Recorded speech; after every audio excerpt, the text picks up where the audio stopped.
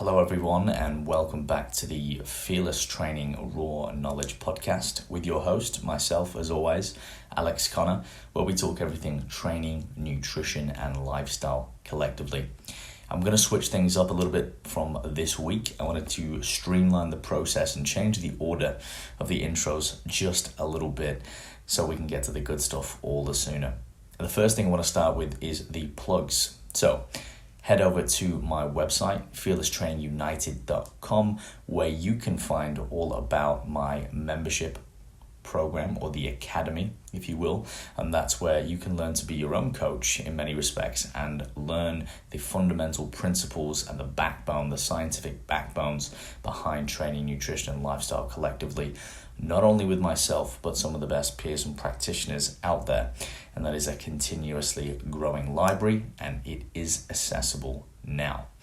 Also, you can find more about the online coaching, the exclusive, if you are in the area, and everything else in between, podcast, vlog, and YouTube regard. Now, my guest today is Daniel Chapelle. Now, as I've already mentioned, I'm going to let him and all my guests do the introductions as they do them so well. However, he is a phenomenal coach. He's also an exercise physiologist, and I'm just going to give you the key points of the conversation so you know what to expect and you can get into the juicy stuff. So we talked about obviously his background and beginnings within the industry. We talked about his training philosophies and how it's evolved over time. We talked about his experience as an exercise physiologist and how that has correlated with working with chronic disease patients and injury management, and some of the takeaways for the clients of more general population and physique sports respectively. And we also delve into his bodybuilding prep so far and why his decision was to compete, what his experience is, a few of the nuances around that, and also his plans for the future. So a great episode, as always, lots of gold, lots of knowledge.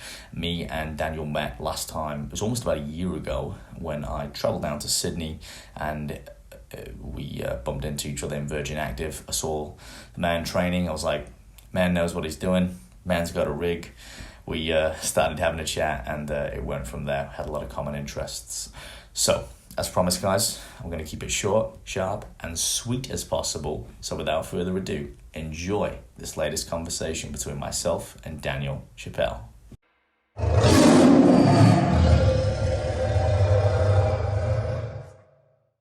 Daniel, welcome to the Fearless Training Raw Knowledge podcast, my friend, and thank you for joining me today. Thank you for giving me the opportunity to come and have a chat about everything to do with training and nutrition, lifestyle, and I'm excited, man. I think this has been like a long time coming. Definitely has, my friend, and likewise, absolute pleasure. Looking forward to the conversation as well. As always, let's start off at the beginning. Tell us a bit more about yourself, what you do, and more importantly, why you do it. Yep. So I guess I've been working as a trainer for about 10 years in the fitness industry. I am an accredited exercise physiologist and exercise scientist with Exercise and Sport Science Australia, ESSA.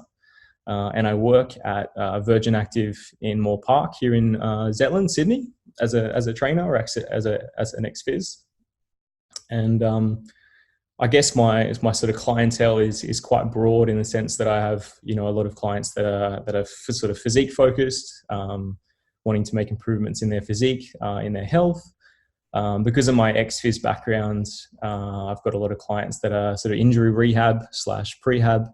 And then I've got a lot of, general strength conditioning based clients. So really, I sort of run a broad spectrum in terms of the demographics. And recently, I've just stepped into the bodybuilding, I guess, arena, and coming up to my first competition, which is in about 8 weeks' time. So I'm using this as a means to sort of learn more about the physique sports, and if that's something that I want to get into in terms of coaching, at least I can empathize or understand more about the processes involved.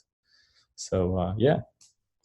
Oh, great. And what an educational journey it will be. And we'll delve a little bit more into your experience and your journey within the bodybuilding realms. But before we do, let's talk more about your background with physiology, being an exercise physiologist, your experience with clients. Perhaps let's first talk about if there's any key points that, or key, I guess, stories, elements that inspired you to get within the industry, or whether it was something that you were always passionate about and it sort of just flowed, or there was something initially that was the protagonist. Yeah, sure. So I guess I should sort of take this back to when I was younger. I was always a competitive swimmer or a competitive athlete when I was, in school. I went to state titles for swimming and dabbled a little bit in like triathlons and played rugby union in my last year of in school. And so I guess I always had an interest in taking that next step and working within the industry of fitness. Like, it's all I ever really knew. So I finished school. I finished up in swimming. That had sort of run its course. I was no longer interested in pursuing that any further. And back when I was younger, through state title swimming, we always used to go to Brisbane for the state championships. We'd always go to holidays on the Gold Coast after. So I think I always knew that I wanted to move to the Gold Coast eventually and study something to do with exercise science. So naturally that's just what happened. And in my first year of university, I was sort of looking for something new in terms of fitness. I'd finished swimming. There was a gym really close by, the university gym at Griffith, and I just started training there. So I met the beautiful Jeanette, who acted as a bit of like a mentor to me, and she took me under her wing and taught me a lot about, I guess, training and fitness. And so I started working there as a gym instructor all through sort of my undergrad of exercise science, and then I graduated that and moved into my grad dip in exercise physiology to get accreditation. So the next step after that was, throughout my grad dip, we had sort of various different placements in different parts of exercise science. And one of the placements that I sort of was pushed into was ex-phys. Was ex-phys to do with return to work rehab and workers' compensation. And my placement instructor was a guy named David Hill. He's a strength conditioning coach on the Gold Coast. Shout out to him for being another one of my mentors through that process and through my degrees.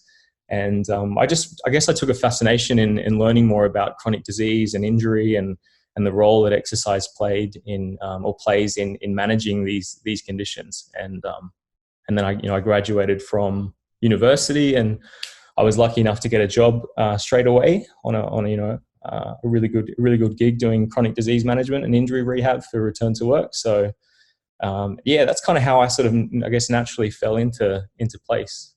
And I worked in that sort of discipline for about six years before I, actually, sorry, not 6 years. It was 3 years, sorry, before I decided to sort of gravitate back to, the gym in which I guess I'd started, and used a lot of the skills that I developed through ex-phys for my current, clients within the perceived general pop or healthy pop. Mm-hmm. And that makes sense. What are some of the key takeaways and perhaps lessons learned from that period before you move back, working with, I guess, more generalized public to a degree, if we can use that term, within working with chronic disease management? And could you perhaps go into a couple of examples, real life examples of what you learned from that time and how it was applicable when you sort of moved across and started working one-on-one again with more general pop clients? Yeah. So I guess working within a chronic disease and injury rehab setting, the clients are, or the patients are, a lot more, how do I put it, like, complex in the contraindications, in the, I guess, the things that you have to consider when it comes to exercise prescription, from things like, medication. You've got to be a lot more adamant in, back and forth with the treating doctor or the specialist. And within the return to work rehab setting, the agenda is always to get that person back into the workforce. So you're managing a bit more of like the biopsychosocial aspects of return to work as well, and the perceived impact that particular injury or disease has on their ability to just get back into normal life again, whether that be a bricklayer that has injured his back in the workplace, can no longer work, has to link up with a workplace provider that tries to get them back into, a new line of work. Maybe their specialist or their doctor has identified that they can't go back into bricklaying again because it's too, physically demanding. And so my role was to physically condition that person to manage their injury and their pain to help them get back into the workplace. So, it's different in it's different in respect to, clients within the gym environment, is that you've often got people in the gym that are, very motivated. They've approached you with the idea that they want to make a change physically. They want to, get fitter, get healthier, get stronger. Often the clients within the setting of return to work rehab, they don't necessarily maybe value their health as much as individuals within the gym setting. I think that, and in some cases, some of the workers didn't even want to get back into the work, like they were just not interested in getting back into the workplace again. So if you're trying to, help someone manage their medical condition and they're not really interested in managing it themselves, there's this huge discrepancy in terms of the positive patient outcomes that you can achieve, And that's not to say that that was every single person, but, some people want to really get back into work, and they're the clients that you can, benefit and help the most through that process. But I guess in terms of the comparisons, it's just like an extra layer of complexity, contraindications, a little bit about, more to do with, psychological things going on. If someone can't work, then chances are that's affecting other aspects of their life, in the sense of, being able to afford food to be healthy, being able to afford a membership to a gym to actually even exercise. So, we could argue that you can go and exercise in many different ways, in your home, outside, walking, all those sorts of things, but definitely having access to the means of physical activity is probably easier, more motivating to be surrounded by people that are also interested in exercise.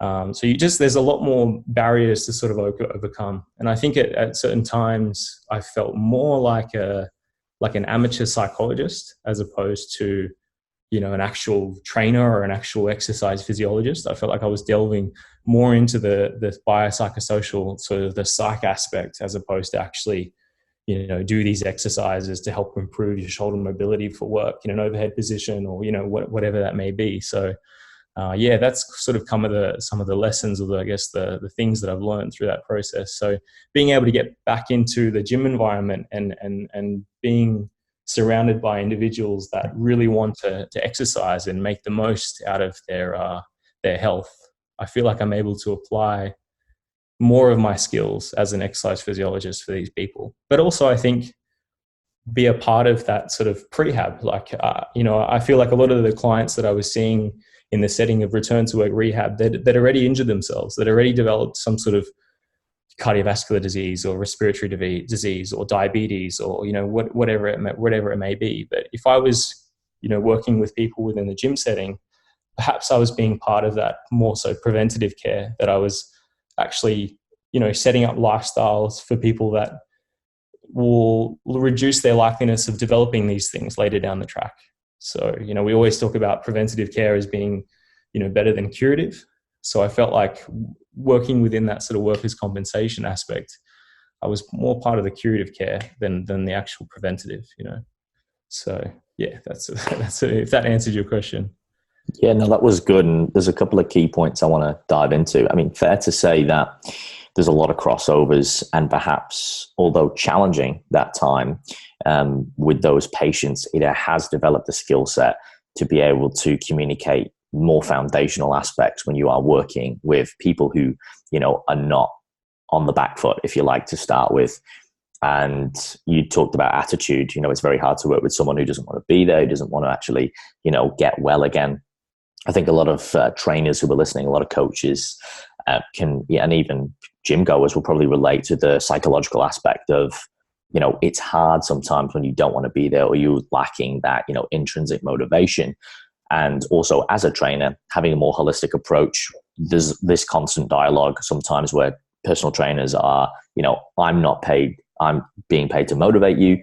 But at the same time, if you're a good personal trainer, or then, going into more of a coach, having a more holistic approach with a larger skill set, it kind of is your job, to a degree, because although you can lead a horse to water, but you can't make it drink, as the saying or the maxim goes, you do need to provide some source of motivation. Now, the irony of that is perhaps, in my experience and that of others, by achieving results and showing people progressions, no matter how small, that is often enough to incentivize someone to continue on. And then, like a snowball, the more people see results and feel results, although that is not the be all and end all, the more adherent and the more motivated they get, which is a bit of a paradox in itself, and it works. But going back to your time with, diseased people and looking at chronic management, it's very multifaceted. I imagine now with general pop, your skill set and being able to identify, as you rightly said, preventative mediums rather than curative. Perhaps can you talk about some things that you think perhaps a lot of trainers miss in terms of when they first, perhaps start with clients, things that they can do, perhaps, without working out of their scope, basic body comp analysis or movement analysis, biomechanics, that they could go, oh, you know what, you've got really tight rotator cuffs or something like that. Things that are probably quite easy that you see where a lot of trainers overlook it and then actually cause more harm to the client, rather than if they just had some basic understanding would be able to help them move better.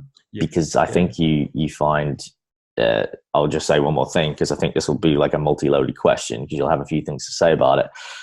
That again, another gray area is that you get a client, but if they are not moving well and you continue to train them, then they are not able to progress because they end up getting injured, not necessarily by any fault of your own, but the fact that they are not aligned or they don't know how to move well through given ranges of motion. So perhaps, I know there was a lot in there, but perhaps speak to a couple of those key points, because I know you've got some great info on that. Yeah. So I think, I guess one of the most common mistakes that I see with trainers is sort of, you've got a new client in front of you and perhaps feeling the rush to get straight into smashing out sessions. I think you need to really sit down and get into a plan first. And I've always been someone that's, really taking the time to sit down with someone, even once or twice, and lay out the plan of, what are you wanting to achieve? What is your experience? How do you move to begin with? I mean, as a trainer, we can't just assume that everybody moves correctly or moves really well, right? If someone's goal is all of a sudden to back squat 100 or 200 or 150 or whatever it is, and my assumption is because their goal is so high, they must be able to squat well, and I just program for them and send the program off. Really, I've paid no dues or no attention to their ability to move. So I guess the structure of my sort of timeline of session delivery with clients is that I always sit down with them first to figure out those sort of subjective information. The next is more of the objective assessment, and that's, I guess, where my strengths as an ex-phys comes in, because that's where a lot of it was very, very focused on, was movement screens, identifying poor or good movement patterns, and being able to come up with sort of corrective exercises to help manage that, and being able to identify areas of weakness or areas of deficiency that is perhaps impacting their ability to achieve their goals. Like a common one might be, someone wants to achieve their first pull up or their first chin up or something like that.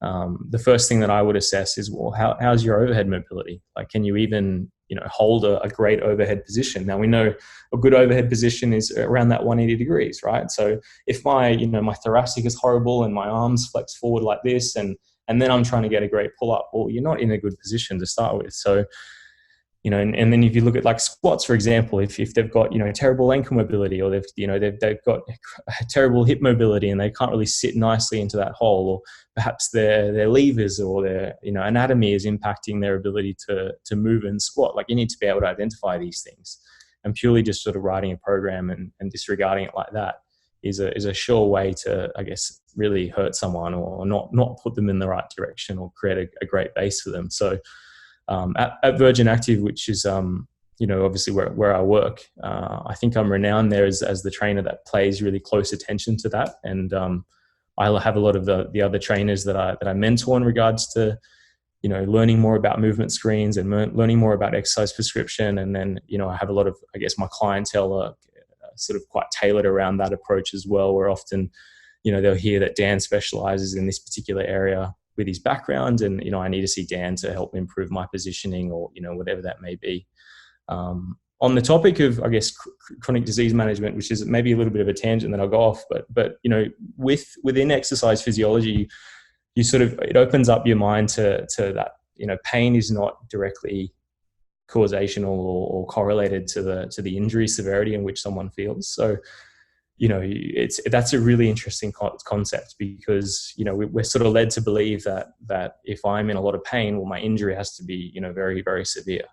And it's just not correlated, at all. So, I remember there used to be massive sort of discrepancies in terms of like scans we know that scans are not, great indicators of pain as well. But, a patient would come in with,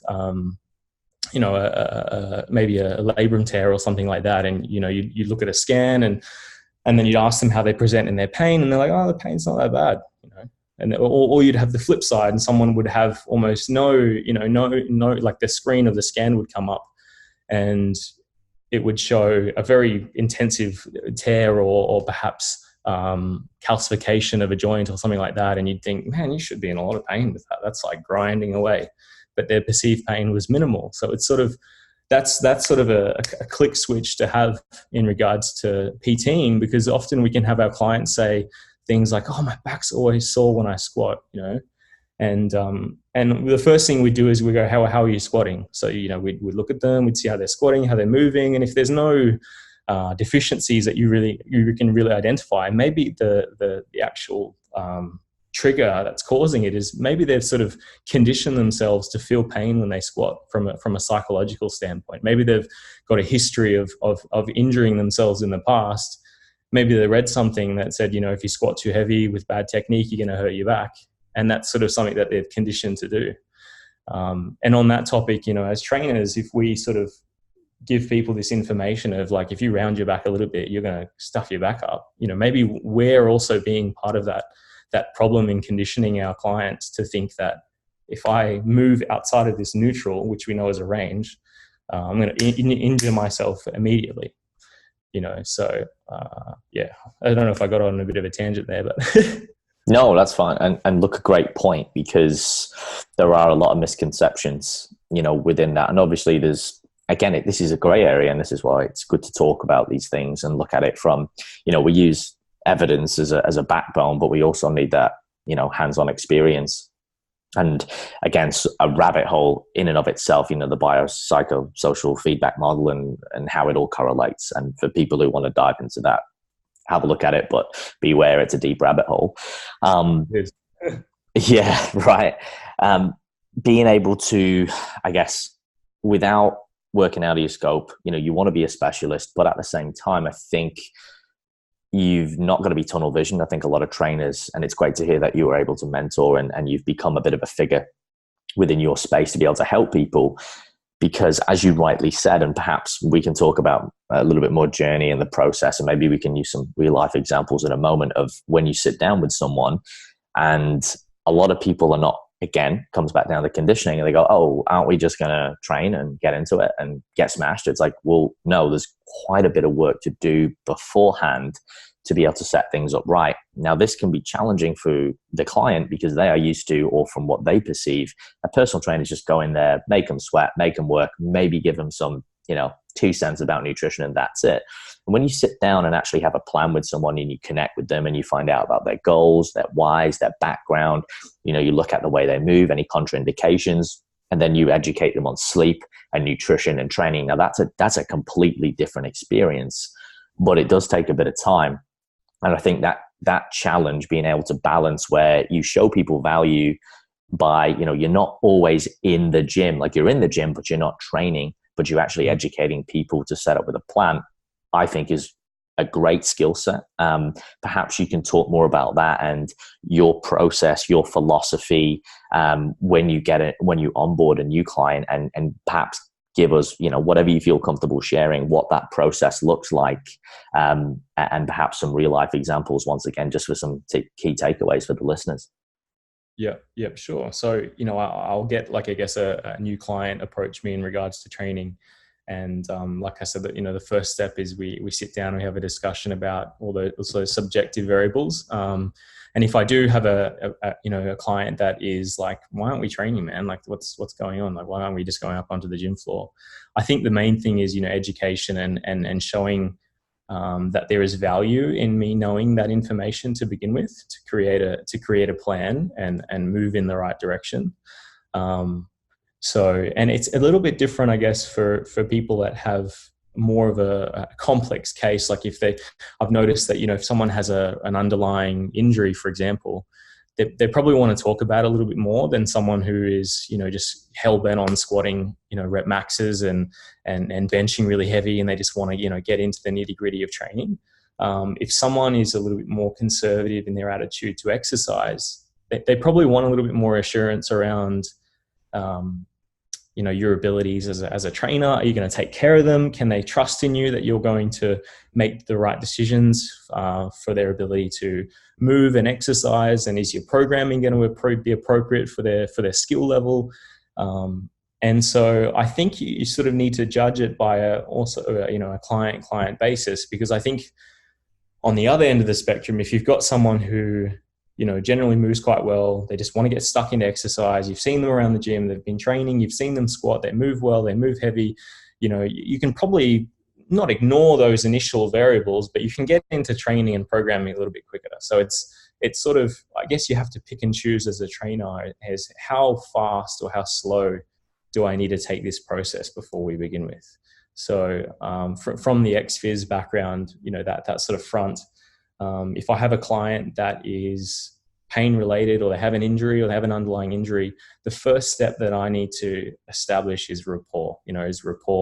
Is trust. I need to sort of lay the steps out for them in terms of, this is what this session is going to look like. We're going to take you through a gentle movement screen. I want to see your ability to perform various different movements. Maybe it's the foundation movements of a pattern of a squat, lunge, bend, twist, push, pull. Maybe I'm looking at, generalized, mobility, like overhead positioning. What's my active and passive range of motion, things like that. Maybe I'll do a little bit of manual muscle testing on the areas that identified as being the problematic areas. Can I identify any sort of structural weaknesses or anything like that we can work on? A bit of a postural analysis, things like that too. And then at the end of that session, I'm giving them a rundown of all the things that I've identified and things that we can work on. So I think that whole process of getting into a session like that, which for me and my clients is always a complimentary. I think that you should try before you buy, and I think that helps me in really creating a good buy-in with my clients. Is that this guy went out of his way to really help me and identify these areas that I can improve upon. I'd love to continue training with him now because we've got a plan, we've got direction. We can work in the right direction. So that's sort of an example. But like I said, if it's someone who's a bit more want to get into it with programming, maybe that first session is more about talking about the intricacies of what the program may look like. Or maybe it might be talking more about the nutritional side of things, or identifying areas of other improvements in terms of like recoverability, like sleep and things like that as well. So I think as a trainer, you just need to be dynamic in terms of how you run your setup or how you run your sessions. There's no sort of, I guess there's a textbook way of doing things, but then there's more of a practical and adaptive approach to running your sessions and getting started. Mm-hmm. And I think that's where the art of coaching, as I like to call it, and specificity, and people talk about individualized programming, it really comes in. And it's that ability to kind of identify a roadmap between, you've got a client in front of you, and a squat is a squat in terms of the exercise, but how you do a squat and how someone moves through a squat based on their biomechanics, their experience, what is going to be appropriate for them. As you said, you named a number of variations. in terms of movements. And I think perhaps even taking that first initial step and then going, well, like you said, I've got someone who moves really well here. There's no impingements. I've seen them train around the gym. Perhaps you can move through that process a little bit faster. And then other people, it might be, it's a little bit slower. And then you get the people who deceive you where they look like they move well. Their body composition is that of someone who is athletic. And then you will say, hey, can you do a body weight squat? And it's like their mind is disconnected to their body. So before you even put a barbell on your back or even, do these big compound movements, which are very good when they are done correctly, but again, very harmful, which again is in and of itself a paradox.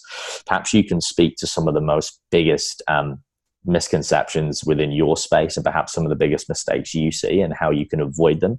For example, for me, that is one of the biggest mistakes I see a lot of trainers make. They are getting clients straight away. There's no explanation around a warm-up. There's no rapport being built. They're straight under a bar and they're just making them sweat with no education. And I will agree with spending that time initially. That's something that I like to do as well. I like to give someone an hour of my time to create rapport, to actually understand if and how I can help them, and then give them some value so that no matter what happens, they're going to take something valuable out of that time with me. And that might mean that, hey, you know what, they're better off now. Or a couple of months down the track, they become a client or they speak to someone. Not that that's the goal, but you do good work, it generally spreads. So perhaps you can talk to us about some of the things that you see and how that can be avoided, rather than, just putting people, trying to fast forward it and looking at perhaps those micro steps up to that point, but within your space at Virgin Active or what you've seen over the years.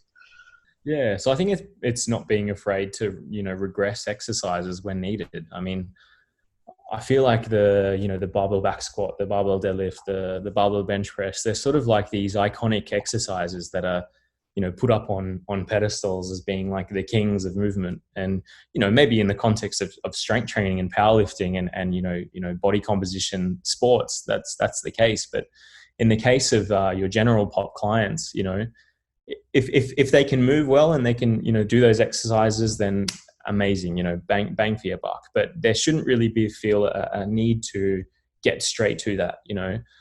It's very uncommon that I will get a client that's new. I've never seen them move, and I'll just get them straight to a barbell for my movement assessment. Because I need to, like before you load something, you should probably do it unloaded first, right? So, you're looking at more like closed chain movement patterns. You're looking at, like I said, those foundation movements. So it could be as simple as looking at someone's ability to perform a push-up, right? I mean, if they butcher a push-up, you can almost guarantee that they're probably not going to do a tremendous barbell bench press. Mm-hmm. If they butcher a squat and their weight's all through their toes and their knees are, valgus and all these things are going on and their thoracic mobility is horrible, they're leaning forward when they sit into the squat, well, you can almost guarantee that their barbell back squat's probably not going to be fantastic either. It's common to, within the general pop, is to, get people to demonstrate like a hinge pattern, and for them to have no concept of how do I actually maintain a neutral range. Like it's, I'm hinging from the hips, but it's all coming from the lumbar, and I'm rounding through the thoracic, and, and look, again, there's no direct correlation between rounding your back and straightaway injury. But if we can create, I guess, a movement pattern that is repeatable and that is, I guess, more quote unquote safe for that individual, then I guess we're doing the right job, But I'm not going to load someone up with a barbell that may weigh 20 kilos, and for an individual that doesn't lift anything in terms of day-to-day life, and I've got them holding a 20-kilo bar, it's probably not going to be a great thing to get them to move through that range at the very beginning. So it's, I guess, as a trainer, is you're not feeling the rush to go to those exercises. Regressing things, even if it's an established person that can squat pretty heavy, I'm probably going to look at their body weight squatting first, their goblet squatting next, and then their barbell squatting third, in order to create more of an understanding of how that person moves. So I think that would be the main take home is don't get someone straight to a barbell. Just look at them first, and then progress them there if they need. And some people don't, they don't value I guess powerlifting and bodybuilding like you and I do. They don't really care how much they want to back squat and deadlift and bench press, and maybe it's my goals that I love those exercises, but it doesn't mean that I need to then get everybody to do them, right? I'm competing in bodybuilding in 8 weeks, but not all my clients are now bodybuilders. I don't train them all like bodybuilders. I think as a trainer, it's very easy to sort of pigeonhole yourself into one way of thinking based on what you enjoy out of the iron game. You know what I mean? If you're a CrossFitter, doesn't mean that you're going to make all your clients do CrossFit and conditioning and AMRAPs and all those sorts of things. You've got to really keep your mind open, unless you specialize, unless you're a physique coach and that's essentially what you specialize in, well then, yeah, that's what you'll do. But if you work in a generalized gym population setting, you need to sort of wear many different hats, you know what I mean? And be able to interchange them, as you need based on the individual in front of you. Yeah, correct. I think it's easy, and we're all guilty of, especially in the early stages, wanting to be slightly biased towards, excuse me, our style of training, and understanding that, as you rightly said, even though you may specialize in an area, that's not going to be good for everybody, and knowing that there are progressions, and even though we might have on paper, this is going to be best, this is going to be the most value for money, it perhaps isn't in real world application, and it doesn't really cross over in that respect. So I think some great points there, Daniel, especially for perhaps young and up and coming trainers, or even clients, to be aware of if they're seeing a trainer and they're being perhaps put into a position where they feel unsafe or put under a barbell, which we so often see, perhaps to be able to speak up and say, hey, look, I'm not comfortable with this, and knowing that, perhaps you should start off with something similar. Because as you said, it sounds very simple, but even just doing a smaller progression, with, again, it's a body weight squat, or even then moving to a machine to assist you. We have this luxury of, if we're not powerlifters, we don't have to do those big 3 movements, although they can be fantastic. Once again, when used correctly, some of the best exercises that you can do, if not the best, but at the end of the day, can also be the worst if you get them wrong. And going back to misconceptions, like you said, I think that, you've probably had countless people come to you and say, oh, I've never been able to deadlift or squat, or every time I deadlift, I hurt my back. And then you see them do a basic hip hinge or a squat variant, and you go, well, this is why. And then you can almost create this different relationship to the point where you build someone back up to that point with a barbell, and they fall in love with the process again. It's like they have a different lens with which to see training again, because no one ever taught them these basic things. And I think, things like even like footwear, setup, warm-ups, all of these things get left out.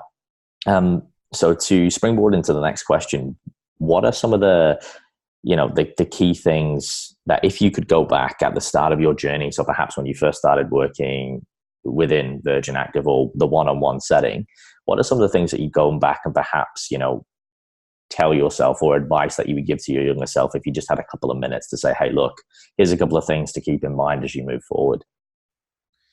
Yeah, good question, man. I guess I've had a few niggles myself throughout training.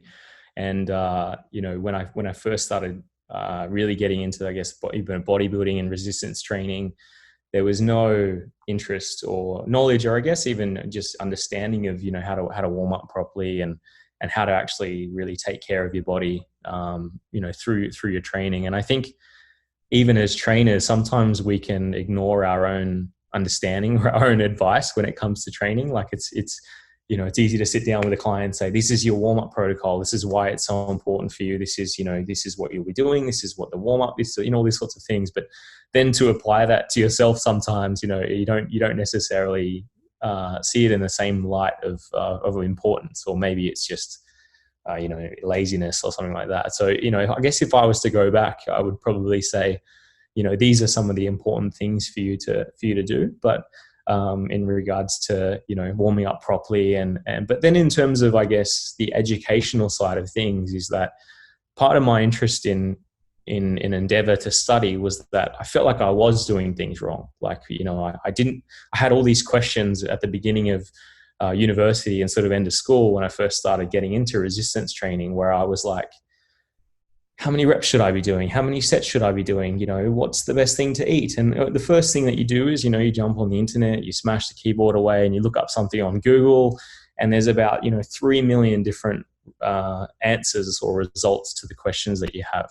And it's incredibly hard to differentiate between what's actually correct and what's actually, wrong and so far-fetched. What's anecdote, what's actually based on science, and so I guess going back to my, former self, I would have loved to have pointed myself in the direction of science-based a lot quicker than what I did. Not that I didn't, but I feel like I had maybe a year and a half, 2 years of training just through pure anecdote, where I was just kind of winging it. I had no idea what I was doing, and I think if I'd gone back and said, hey, Dan, these are the people that you need to align with. These are the people that you need to start listening to.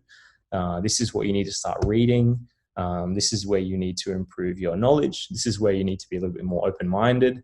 I would be further off than where I am today. But, obviously you can't go back in time. And I think everybody goes through that same process, right? We all start out vanilla, and we work our way to improving our knowledge, which is an endless endeavor. Yeah, no, for sure. And in some ways, that question's always a bit of a trick question, because I think another variation that is people go, oh, what would you do differently? And you wouldn't do anything differently because you can't go back and you didn't know what you didn't know. But I guess reframing it and being able to go back and have just 2 minutes and say, here's what I give can be valuable for other people listening. And before we move on, there's something that, oh, you're still there? Sorry, I thought the connection was unstable. That does beg the question then, because I imagine some of the listeners will want to know, what are some of the resources that have helped you the most, or some of the people that you've aligned with that has inspired you and perhaps given you that education to be able to move forward with better clarity? Yeah, great. So I guess within the physique sports, people like, Eric Helms, I mean, you've had some amazing guests on this show so far, and I guess they've all people that I've been watching and listening to and reading about for probably the last 10 years of my training, and probably is a great, I guess, a great reason as to the kind of clinician or ex-phys or PT that I am today. But I remember, back when I first started, the main source of education was like bodybuilding.com, you know what I mean? Where it was just, everybody was just simply shredded. Yeah, exactly, man. And, T-Nation and things like that, which is, I think, still around. But back then was, a massive, source of information. And so, every Friday or whatever, I'd be sitting there waiting for the next blog to come up, and it would be like, how to build your delts. And I'd be like, yeah. And I'd be excited about reading this thing. And it'd be like, do 4 sets of 10. And, so then the next day at the gym, I would be there smashing out 4 sets of 10, I guess so. But through that, I guess I sort of started to slowly resonate towards certain people in the industry, as I felt just through the content that they were producing, that they were, I guess, just more scientific and more legit. And, studying exercise science at the time, I was valuing the importance of science more and more in terms of the way in which we conduct ourselves as trainers and as individuals within the health and fitness industry. So people like, Brad Schoenfeld, Eric Helms, Mike Zordos, Lane Norton, Brett Contreras. There's heaps that I look up to, but those guys are probably the main ones that I've been constantly keeping up to date in terms of information.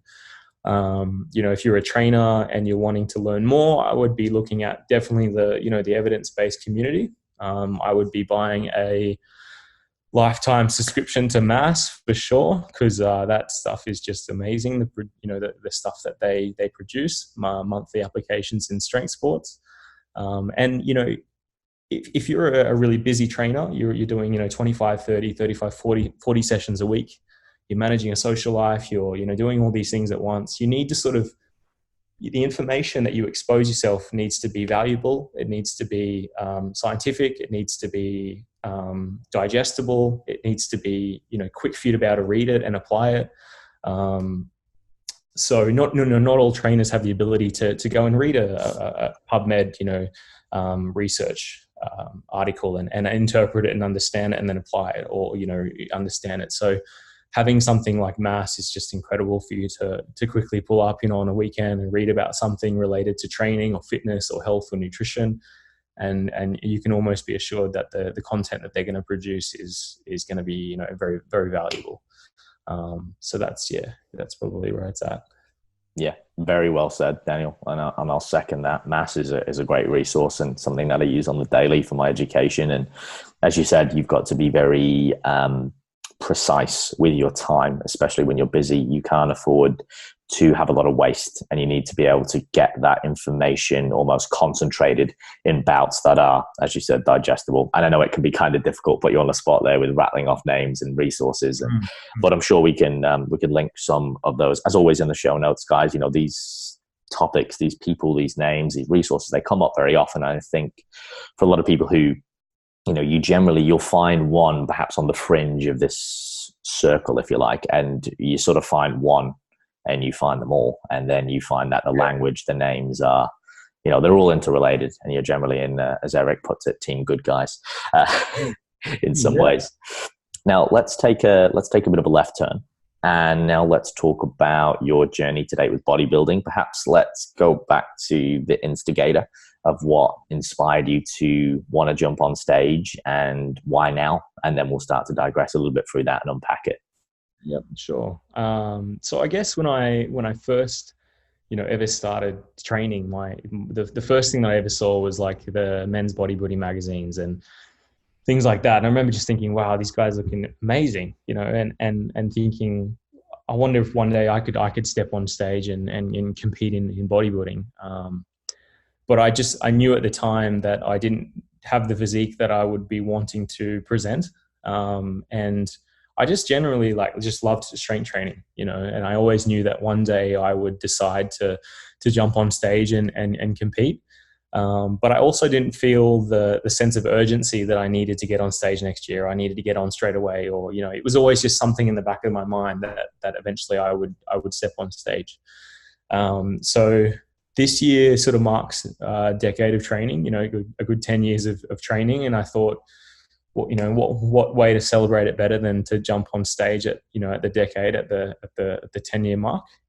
And also I think, from what I've learned about bodybuilding and what I've observed, and it's no easy process. It's not just get lean and jump on stage. Well, yeah, figuratively that's the case, but there's a lot of things that go into that process, and you really need to be in a great frame of mind. You need to be environmentally stable. You need to be psychologically stable. You need to know how to track your calories. You need to know how to, you need to have a really good relationship with food. You need to have an experience in training and in the gym. You need to have the time to invest in this.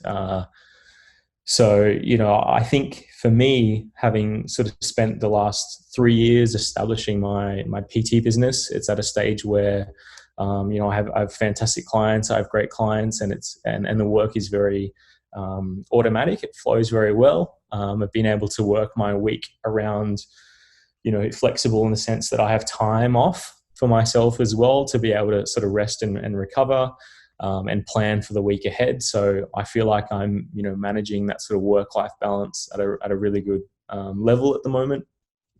And I thought, what a great way to compete now that I have established these things, but that being said, you also don't want to be that person that's waiting for the perfect opportunity for you to step on stage, or for you to, and it doesn't necessarily even need to mean, stepping on stage. It could be anything, like go for that job, or, travel overseas, or, whatever it may be.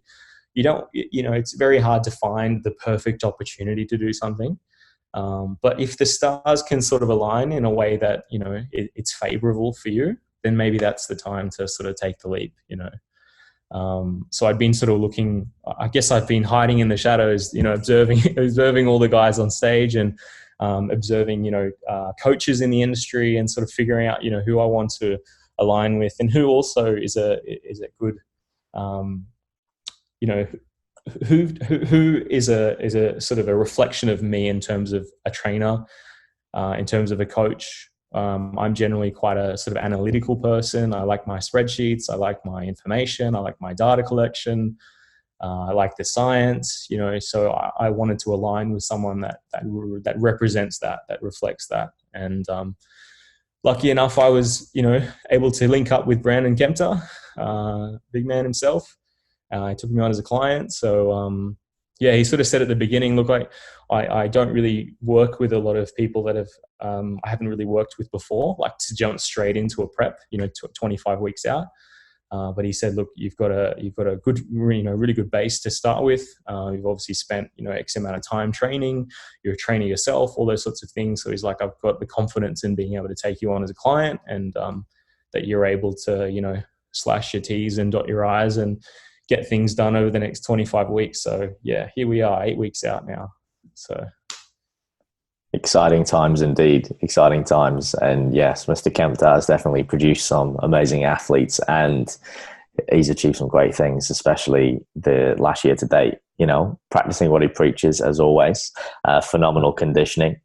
I just want to underline and underscore something that you said there as well, Daniel, which was about, there is a never perfect time for anything in life. And it doesn't just mean, like you said, bodybuilding can be traveling or, pursuing a new job or a career, but then also in doing what you can, what you're in control of to make the situation more favorable. And I know this is something we talked about before we, started recording the podcast. And that was, you do need to be in a certain place financially, spiritually, mentally, etc., physically, to be able to do not only a comp prep, but anything that you want to pursue. And I think that's really important for people to understand. To continue on, what have been some of the biggest challenges so far for you within this prep? Yep. Good question, man. I think it's this fine balance between the selfishness of prep, of bodybuilding, because, everything in that 25 weeks is about you, to the extent of, I've got to get this many steps in, and this is my nutrition. I'm constantly on my phone, my fitness pal, and I've got to get my, 7 to 8 hours sleep in. Like, you've got all these, boxes to tick to try and optimize your prep, that it can obviously take time away from other things that are important as well. So whether that be, spending time with friends, whether that be spending time with family, being mindful. I guess I'm trying to be as mindful and in touch with my sort of emotions and behaviors as I go through this process, because I'm wanting to try and reduce the impact or the influence that it has on those people around me. That's probably been the biggest challenge. Not that I am, snappy or anything like that at all, but I just think that, like, I'm the only one that signed up for this. My girlfriend, Kristen, didn't sign up for this. My friends didn't sign up for this. I'm the only one that signed up to do this comp prep, right? So if I can do it in a way that minimizes the impact of people around me, then I'm doing the right thing, I think. I was listening to a podcast with yourself and Eric, and he was saying, like, stealth prep.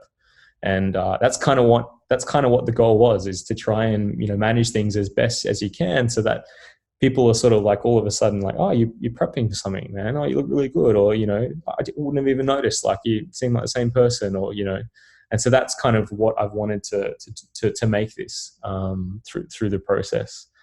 The other challenge is obviously managing other things like your hunger and stuff like that as well. I was lucky enough to I wasn't starting on very poverty calories to begin with. So I was sort of, although my calories are a lot lower than what they were, I'm not ravenous. I'm not like obsessing about food, overly. I think about it, but I'm not crazily obsessing about it.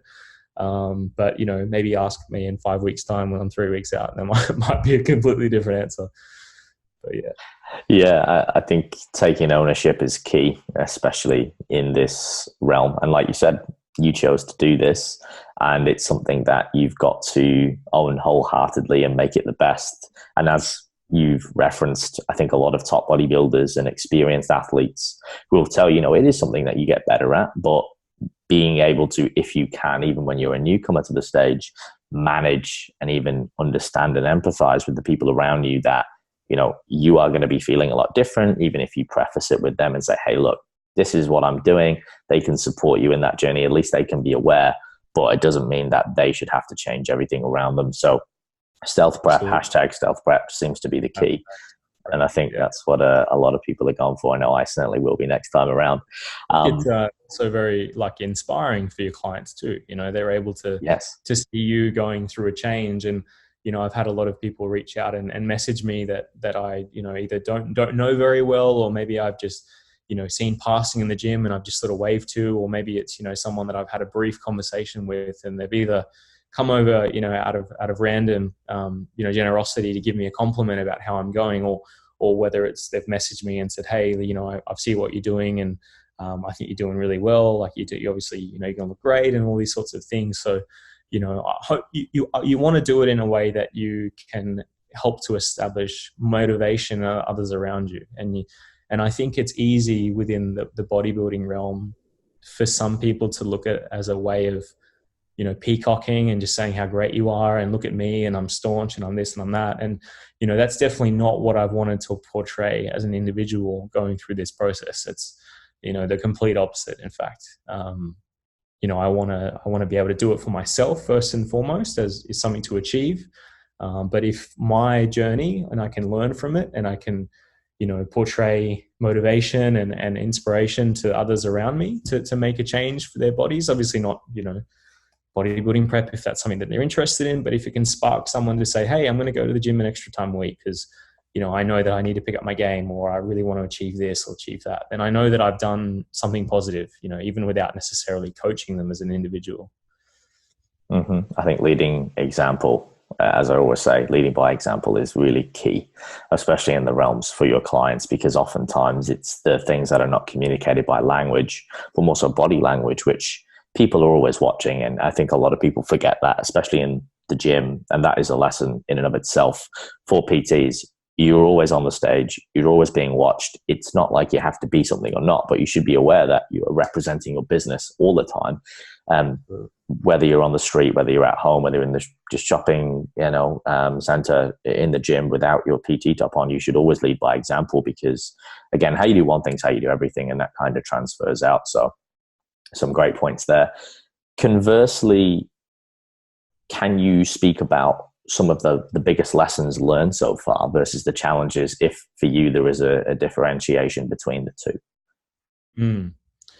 I guess from the nutritional side of things, you know, because of the bodybuilding prep, you know, the rigidity, and even though, you know, I use flexible dieting in my approach, and then Brandon uses flexible dieting in his approach as well through my prep.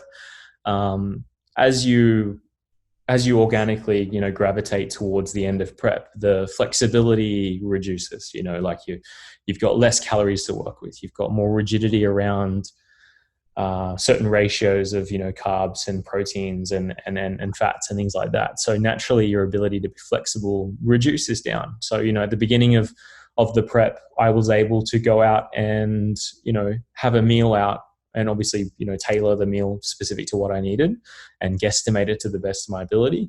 But towards the end of prep, you know, that's not the case. It's a lot harder to do that. I shouldn't be doing that if I want to really try and keep everything measurable and manipulate and be able to manipulate it. So I guess what I've learned from that sense is that, and I'm able to empathize a little bit more with clients that are trying to make a change through nutrition and their training, is that we have so many opportunities to, you know, quote unquote stuff up when it comes to nutrition. And, you know, not everybody has the same goals that we have when it comes to changing our physique or improving our health or, you know, improving our bodies. You know, we just had Australia Day on you know, a couple of weekends or a weekend ago, and I went out to a cafe with a friend, and I didn't eat anything. I just had a you know, espresso coffee. But I was thinking at the time, you know, if I wasn't on this prep, I probably would have had a pastry or something like that. You know, it wouldn't have been an issue. And then I would have got, you know, we went to the beach after, and there's a cafe by the beach, and we went up and grabbed a bottle of water. And I just remember thinking, man, like, there's so much great food. Like, I probably would have gotten a burger or chips or something like that, you know. And then later at night time, I caught up with some friends, and you go out for dinner, and, you know, it's just, we're constantly bombarded with distractions and I guess ways in which to deviate ourselves away from the path that we walk, you know. And I remember you quoting something along the lines of, walking that path and how, wide it is or how narrow it is. And when you've got less rigidity, the path is wider and you've got the ability to kind of stray off to the side. But as the path gets, more and more narrow towards a goal, that sort of deviation is so much smaller. And I think I can empathize more with clients that are wanting to make a change when it comes to their nutrition and the difficulties that they face when they go out to social interactions where their friend is saying, hey, don't worry about it. Just drink it, man. Or just have a bite. It's not good. It will be fine, And I've definitely had that through circumstances where I've been out and people have been like, man, slice of pizza. Like you've got like 20 weeks left. You'll be fine, dude. It's not going to play an impact on your body, blah, blah, blah. And it's like, nah, like if I do that, then I'm going to do this, then it's going to spiral out of control. I'm just trying to create momentum, and I guess, some people don't necessarily understand that, but you just have to really stay, true to your goals and true to yourself and be mindful in the moment of making those sorts of nutritional choices. And like I, pointed earlier, but do it in a way that impacts people the least, around you as possible. So whether that be still going out, I've been still trying to go out to social interactions with people because I don't want to be, completely unsociable and not socialize at all. But I've just been, drinking water or maybe eating dinner before I go out or something like that, and I might get a few comments like, oh, you're not going to eat anything? What's going on? But I'll be like, no, you guys enjoy the food. It's, it's all good. I've had dinner. I'm full, blah, blah, blah. So that's probably the I guess the lesson I've learned is, empathizing with clients a little bit more that face these sorts of challenges every day. Yeah. And I think a lot of people will be nodding their heads now listening to this who've competed, because that is always the challenge, where a key word is adaptable, because, it is hard at this point to maintain balance, because there are times where you've got to say no. It's like, yeah, you know what, I could eat that pizza. We use that for example, but it's not the pizza that's the thing or the issue. It's the mindset behind it. Like, of course you don't want a black and white approach, but when you're in comp prep, you need to be on, it's like, because that is a habit and a behavior that you want to establish. And if you just remove temptation, just don't do it. It's one less thing you have to stress, worry about, hey, I've hit my macros. You just don't need that.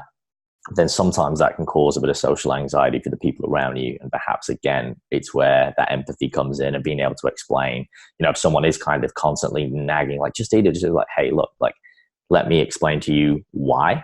And then if they can understand and you can empathize with them and they can empathize with you, it's actually a little bit more doable, rather than, again, cracking under pressure. And then you stress that at yourself later on for those things. So I think, it's a challenge everyone has in prep. Another example I like to use, and I'll throw it out there because it's something that I think is more and more fitting. The more people I speak to about comp prep, not only with my own experience, but what I see. And it's as if you turn into, and I like this because I'm a fan of vampires, but you turn into a physiological vampire.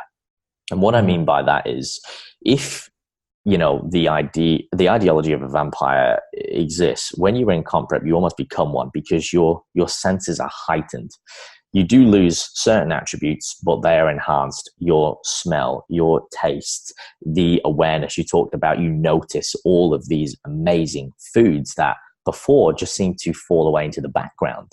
And it does get to a point, or it can get to a point where, wow, it's like you never experienced a hunger, the definition of hunger. And this is not to put people off, but if you've been truly shredded and you have lines in your ass, you will know the definition of hunger. And right. And I imagine that is what it's like to be a vampire around blood, or having that thirst for it. But again, everything's enhanced, right? It's like your sight, your sound, because your body is just wanting to find food. It's technically, it thinks it's dying. It's a controlled state of starvation. So your body is just, it will enhance your taste buds, your sight, your smell. So I just think that's quite fascinating. But if people want to use that to predicate an ideology, then I think it can be quite interesting. We have a really good culture and like good community at the Virgin Active Gym.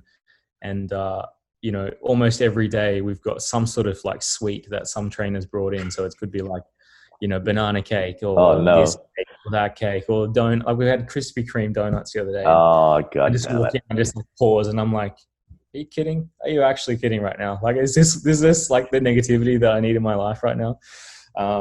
but you do what you can. Like I haven't binged or anything like that, or you just turn a blind eye and you turn and you walk away. But I can, like I said, I can empathize more with people that are trying to make that nutritional change, because in the workplace, people just want to eat. They want to eat food. They want to socialize. They want to, you know what I mean? So yeah. Yeah, that is an internal dialogue I think most of us have. That's exactly where you look and you just stop and you're like, fucking kidding me, man? Are you serious? Yeah. But again, you've got to work around it. And this is why I think it requires a certain level of dedication and discipline that will be phenomenal. You've got to enjoy suffering a little bit. You've got to be a little bit psycho to compete, I feel. You do. And at some point, as Brandon says, as Birdo says, you got to embrace the suck, man. You just, what? And I say this to clients, even who aren't, dieting, and they think it's bad. And in the back of my mind, I'm like, you've got no idea. But I obviously don't say that.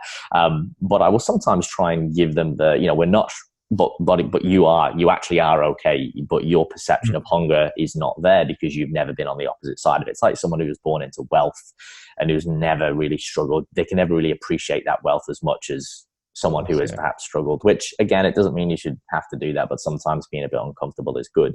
But I just say to clients now, and I think as long as you understand the science and you're not harming the clients, I say, look, it's okay to be hungry. Sometimes you're going to be like at this point, even if I'm getting someone, not stage lean, but fairly lean, I'm like, you're going to be hungry. It's okay. There's certain things you can do and you can switch around foods and you can do all these other things. But then sometimes it's like, you know what? Just be hungry for half an hour.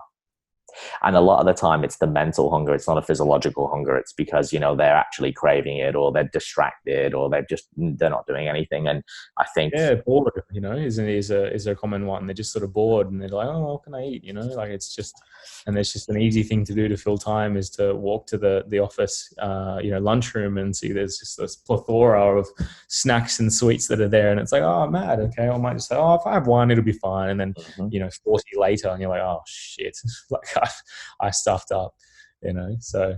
Yeah, it's like that. And I think that's, as a side note, habits and behaviors. That's why we have a lot of people who are overweight or obese, because it's something that's gradually implemented and it becomes a habit, it becomes a behavior over time.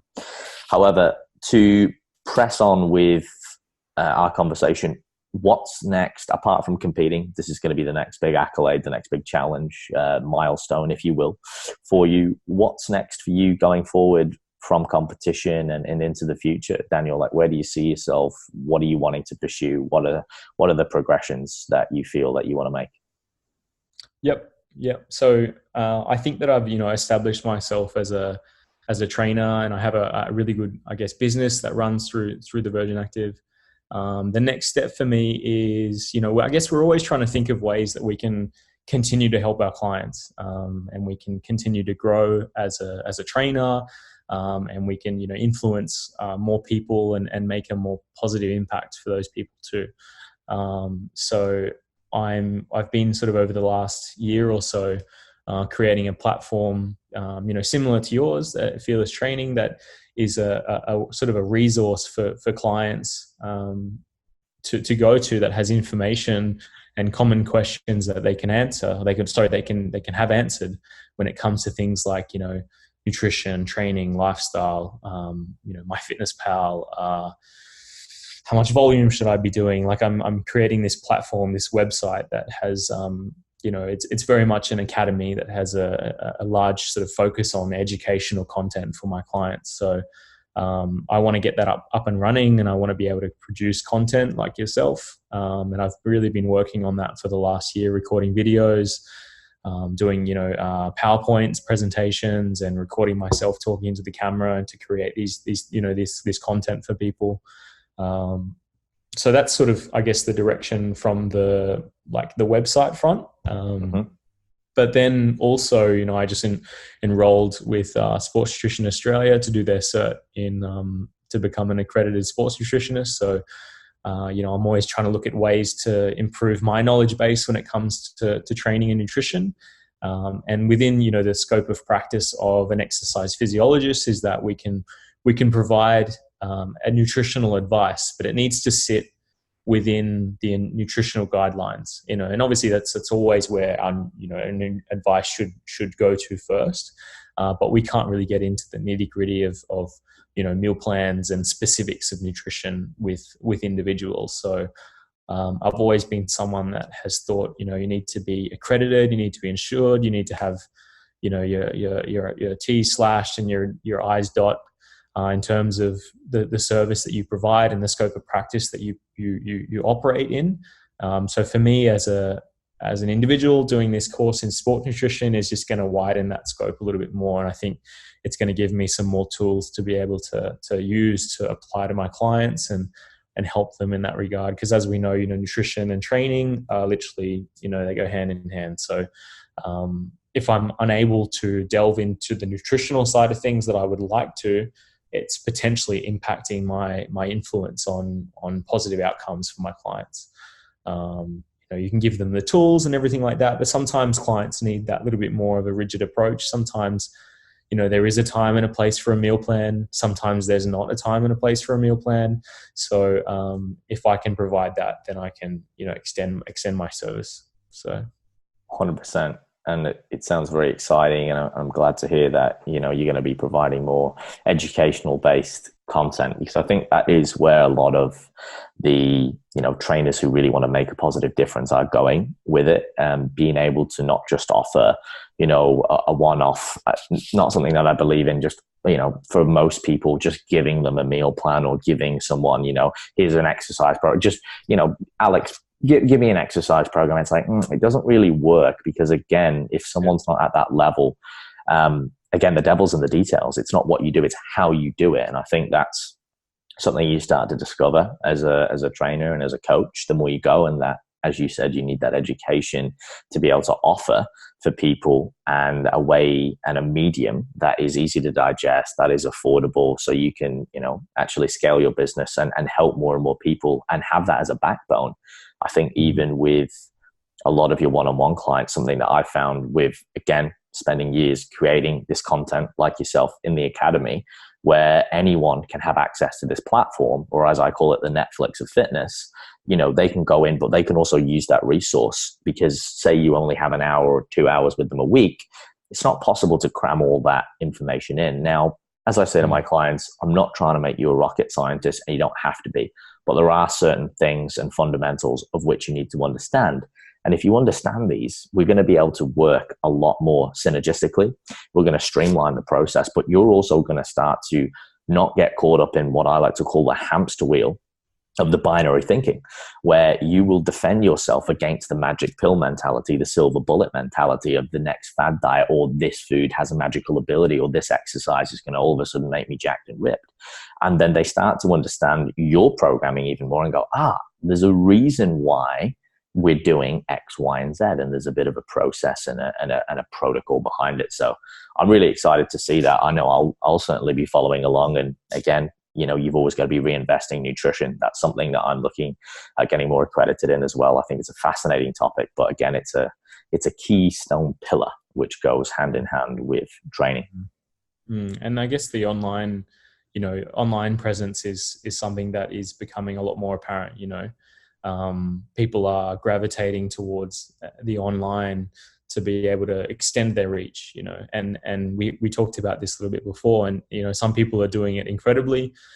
Some people are doing it absolutely terribly, so my endeavor is to obviously do things to the best of my ability and provide the most positive impact to individuals. It's not to be the most famous. It's not to have the most Instagram likes or the greatest following or things like that. Like I would much prefer to influence a smaller amount of people in a tremendous way than influence a phenomenal amount of people in a very small way. I think the reach in which you can provide is just much less. So I'm not for, this isn't, the online aspect is not a popularity contest for me, and I'm sure it's not for you either. It's just about creating more of a positive impact and a positive change for the people that are invested in you as a trainer, and therefore you're invested in them as well. So I'm excited about that. I've sort of given myself March, April to be around the time that I kickstarted. So it's not far away at all. it's been a process, man. I guess, like, you know, like yourself as a businessman and doing all this online content, you know, as a business owner that's creating a startup, you've literally got to be a jack of all trades. You know, like you've got to learn the ins and outs of your systems. You've got to create your systems. You've got to create your templates. You have to, you know, get a website up and running. I've had to really teach myself about WordPress and, you know, how to create a server, how to start a website, how to do a little bit of coding that can get me by, you know, how to operate a little bit of Photoshop, how to create a video, how to, you know, all these sorts of things. So literally you're extending your reach and you're extending your knowledge, not only, you know, in the field of exercise and nutrition, but also in business and advertising and media and platforms and all those sorts of things. And that's always been something that has really excited me. So yeah, I'm excited to get the ball rolling and have it up and running soon. Love it. Quality over quantity. And you're correct. You do have to wear many hats when you start off on this endeavor, because you can't afford to pay, you know, specialists and people to do all of those things. But I think another key thing that I've learned as well for the listeners, and perhaps something for yourself, is that as soon as you can, know when to reinvest in good people and good resources that are going to, you know, propel you forward, because otherwise there is that. And again, there's no perfect time. It's taking that leap and that crossover between when do I invest in someone who can, you know, manage my website and build it, or someone who can market this product now, or, you know, create photos and imagery.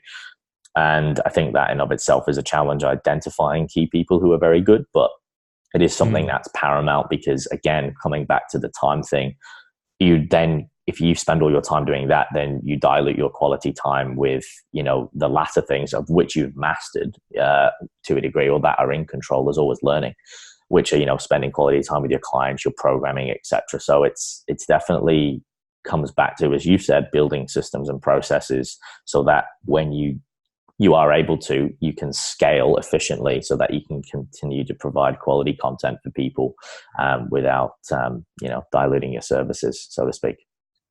Yeah, absolutely. Before we wrap it up, I've got a couple of rapid fire questions, as always, a bit more fun, a bit more lighthearted, before the final question. So we'll start off with one of the main ones, one of my favorites, and that is, if you could have a superpower, what would it be and why? These are always the toughest questions. They are, right? They're very thought-provoking. The hero, all right. Well, DC Comics, bro. So DC, you know, oh yeah, I should know the answer to this. Expecting a good answer.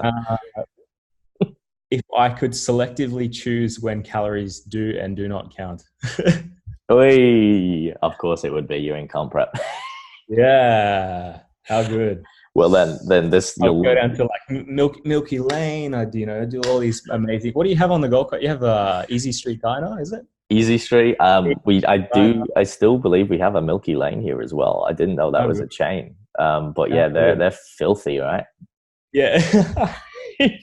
Kind of already like laid out like exactly where I'm going to eat after this prep. Oh, it's down, penciled in, it's ready to go. Mate, I tell you, it's like that. That is hard into the schedule and the calendar, mate. The world could end, and you're like, still going to Milky Lane. No, I'm still going there. Yeah. Well, you'll like this next one.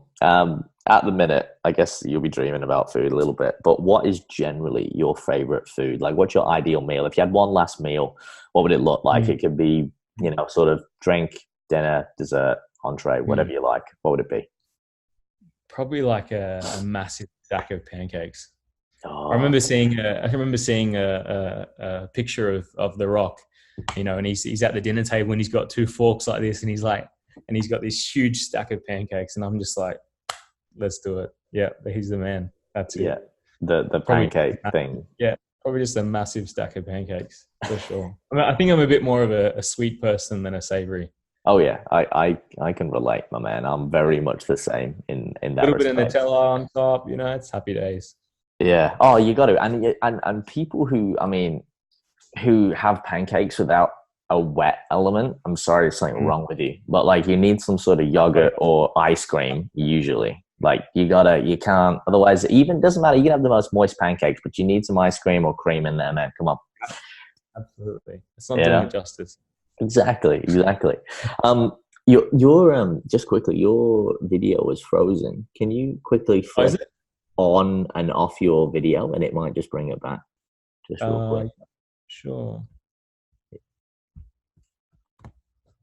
Hey, there he is. Cool. Yeah, it was frozen for ages, and I'm like, it's still not coming back. I tried it. There we go. Just for the visual element, that's all good. It's more important for the audio. People who are podcasting, like, what the fuck's going on? I'll edit this out. It's fine. And the third question, or the third rapid fire question, would be: if you could have dinner with someone, not about the food this time, dead or alive, who would it be? Ooh, I'd probably say like Robin Williams. I think. Mm. You know, I think it's just a bit of a child icon. Just a really funny guy. Such an unfortunate, event, obviously, of his passing. And I think it hit a lot of people that grew up with him being such a funny and interesting character. So to hear about him passing away was pretty sad. But it would be awesome to sit at a dinner table and have some awesome chats about him and the funny character that he is, and a little bit away from, I guess, health and fitness and everything like that. A little bit more about having just a good time at a dinner table. For sure. And I'm sure it would be one hell of an interesting conversation. I have no doubts. Okay, so on to the last question, which I ask all my guests, and I'm sure you know this one if you listen to the podcast. So, can you identify a fear in your life? Could be big, could be small, that you've overcome, what you learned from it, and what it was specifically? Probably just the fear of not being ready, not being ready for different aspects of my career so far. So, I guess, graduating from school and going straight into university, that sort of initial fear is, am I ready for this? Am I educated enough to take on a degree? Am I ready to start this next endeavor? And then finishing a degree and getting into your first, job out of university. And it's always, daunting. You're like, am I ready to take on this new role? And I don't have the guidance of university anymore. And jumping on stage now, 10 years down the track of when I started thinking about it, it's like, is my physique ready? Am I ready to, portray myself as a physique competitor or as an athlete just yet? Am I ready to start this online platform? Is it ready to be published? Is it ready to go? And I think it's probably just going to be everyone goes through that initial fear of putting yourself, on the line, but you just have to, you know what I mean? The world keeps spinning, and the worst thing that you can happen is, you can give it a try and you fail, but you pick yourself up and you try again. And it's just that constant, and I think for me as well is that learning from failures is almost equally as important as learning from successes, because it's going to help derive my path in terms of a athlete, in terms of a coach, in terms of being a good person. You learn through that whole process. So as soon as I sort of pull myself back and I say, you know what, the worst that this could happen is that I don't do as well as I thought I would do. You know what I mean? But pick yourself up and you try it again, you do even better. And it's just that constant process of self-improvement. So I think that's probably a fear that I face. But you've got to overcome it if you want to be successful, if you want to keep moving forward. Yeah. No, 100%. And I think that's an appropriate way to end what's been another, inspirational, educational conversation for people. But before you sign off, Daniel, where can people find more about yourself, what you do, and perhaps, you talked about this, academy, if you will, this new platform, perhaps where people can, find a bit more about that or be ready when it does actually go live so you can inspire and help people. Just to make it as easy as possible for everyone, it's usually just my name. So Daniel Chapelle. That's my Instagram handle. That's my Facebook. My website will be danielchapelle.com. It's actually up and live, and there you can actually view the website and click the different links and navigate around it. But I have locked off the ability to then take that next step of signing in and viewing the content that's there until that's ready to go. So once that's ready, you can jump on there and have a look. But yeah, that's probably the best place. You can also, send me an email if you've got any questions. If you need to get in touch, info@danielchapelle.com, more than welcome as well. But they're probably the best outlets to contact me. Great stuff. And as always, for the listeners, guys, I'll put those links in the show notes below. And feel free to reach out to Daniel. He's a good guy. He's one of the good guys in the industry. He's making a positive difference. So thank you again for your time, Daniel. I really, really appreciate you coming on. I'm sure perhaps we'll be around to at some point. It'd be great to catch up when I'm in Sydney, or perhaps when you're on the Gold Coast. Now, continue on.